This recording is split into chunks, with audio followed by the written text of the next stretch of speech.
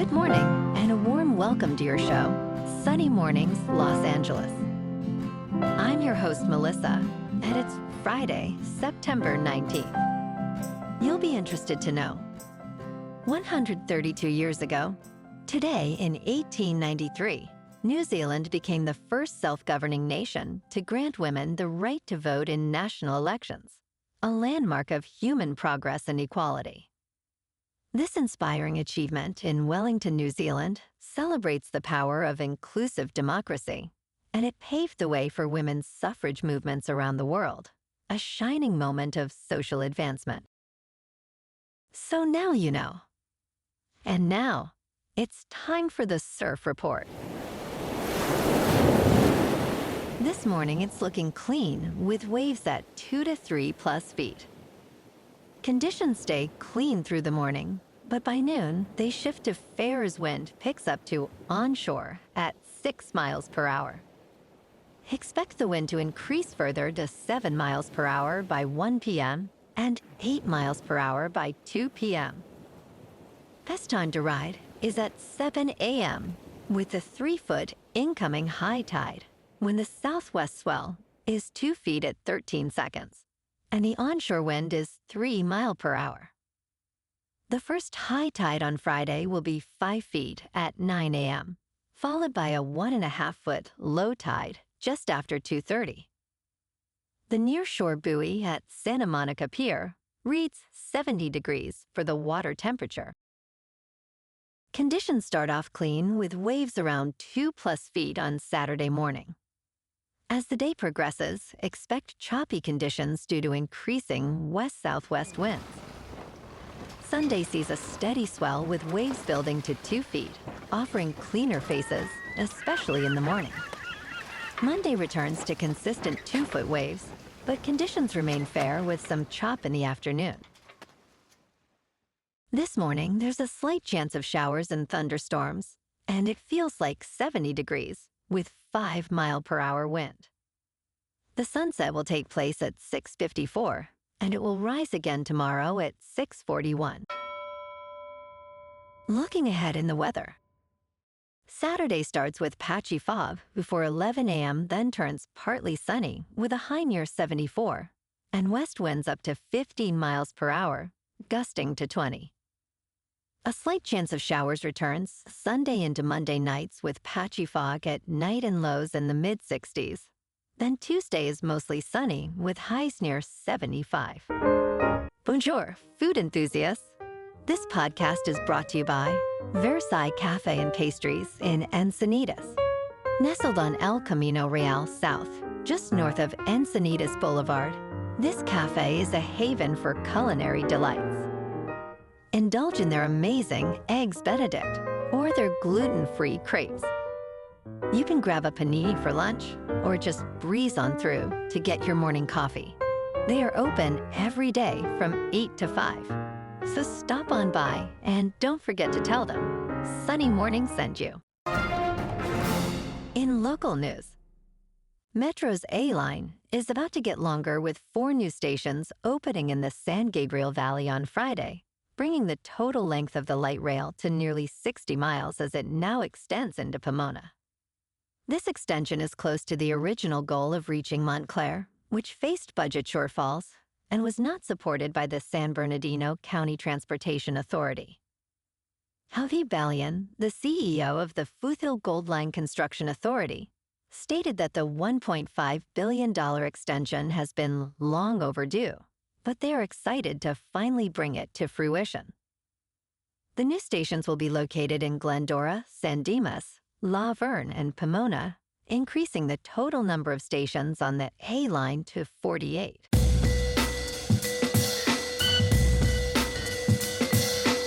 Now on to sports. Clayton Kershaw announced his retirement after 18 seasons with the Dodgers, effective at the end of the season, capping off a Hall of Fame career with 3 Cy Young Awards.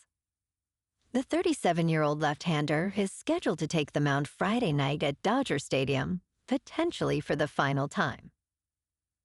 Kershaw, a dominant pitcher, has more than 3,000 strikeouts and 2 World Series titles. Dodgers owner Mark Walter congratulated Kershaw on his career, stating it would lead to his induction into the Baseball Hall of Fame. And last night, on Thursday Night Football, the Bills beat the Dolphins in Buffalo 31-21. Josh Allen was 22 for 28, with 213 yards passing, 3 touchdowns, and 0 interceptions. Tua was 22 for 34, with 146 yards passing, 2 touchdowns, and 1 interception. The Bills are now 3-0, as they remain at home next week to face the Saints. And on Sunday Night Football this week, we got the 0-2 Chiefs in New York to face the 0-2 Giants. KC is favored by 6.5, with the over-under set at 45.5. Kickoff is at 8:20 on NBC. In college football tomorrow, the big game of the weekend is number 22, Auburn visiting number 11 Oklahoma. This SAC showdown has these 3-0 teams facing off at 3:30 Eastern on ABC. In local sports, last night in Los Angeles, the Dodgers beat the Giants 2-1 behind a solid performance from Dreyer, who picked up the win. Webb took the loss after 7 innings, allowing 1 earned run and 5 hits. Key runs came in the 6th, with Betts scoring on an error and Freeman driving in Ohtani. The Dodgers finished with 5 hits and no errors, leaving 4 runners on base. The Dodgers' record is now 86-67. Tonight, the Dodgers face the Giants at Dodger Stadium again for Game 2 of this 4-game series. Clayton Kershaw, 10-2, with a 3.53 earned run average, takes the mound against Robbie Ray, who is 11-7 with a 3.5. First pitch is scheduled for 7:10 under clear skies and a mild 75 degrees. In top news, the Food and Drug Administration is urging shoppers to discard specific cookware products immediately due to lead leaching concerns. These items, made with alloys such as hindalium and indalium, should not be donated. The FDA has expanded its warning about imported aluminum and brass cookware that may release unsafe levels of lead into food. Newly identified brands sold at retailers in New York and Illinois include Patel Brothers, Indiaco, and Mannon Supermarket. Lead exposure can cause serious health issues, particularly for children and pregnant individuals. The FDA advises discarding affected cookware instead of donating it. In business news, a Harvard Business School graduate was arrested Thursday on fraud charges, alleging he swindled fellow alumni out of over $4 million in a Ponzi scheme, even assuring one investor they would soon brag about their crazy gains at the school's reunion. Vladimir Artemonov, 46, was taken into custody in Elkridge, Maryland, and charged with securities, wire, and investment advisor fraud for allegedly carrying out the scheme from September 2021 through February 2024. An indictment unsealed in Manhattan federal court said Artemonov promised big returns and little risk to dupe former classmates into investing with him. U.S. Attorney Jay Clayton said Artemonov betrayed investors, including friends and former Ivy League classmates. In crypto movement, Bitcoin is up 2% for the week to about $117,000. Ethereum is down 0.5% to just over 4,600. And XRP is up 0.5% to $3.08. Moving on to a more local vibe. In our community spotlight on health and wellness, we are working with a national Pilates studio to bring you some free classes, so listen up. Check out Club Pilates, with several locations in the San Diego area. Pilates presents a comprehensive wellness approach, cultivating strength, reducing tension, and elevating mental well-being. Scientific research affirms its benefits.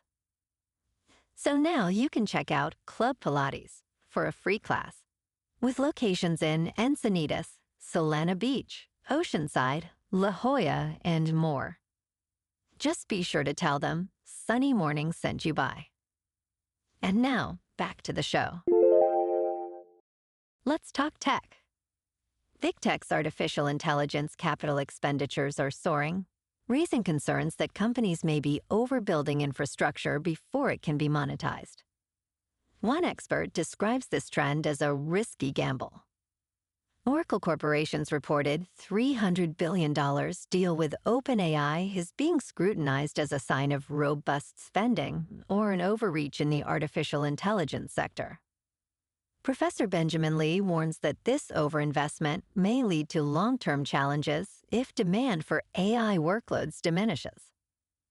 Despite this, the demand for data centers is currently booming, with industry leaders expressing confidence in future utilization. And in entertainment news, the new sequel, Spinal Tap 2, The End Continues, comes at a time when musicians rarely reveal their unvarnished lives on film.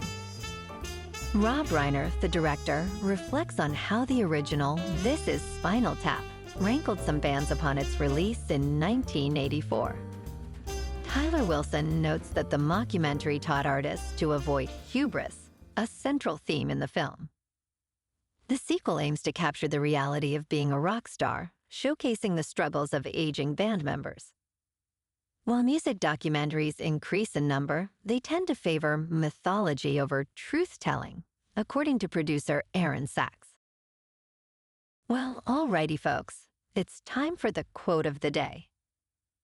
And today, our quote comes from the American author and women's rights activist, Margaret Fuller. And she said, "If you have knowledge, let others light their candles in it." And that's a wrap for this morning. You can check out our Instagram, YouTube, and TikTok for some captivating aerial videos with local news and the surf reports. Have an amazing day, my good friends. We'll see you tomorrow with another episode of Sunny Mornings, Los Angeles.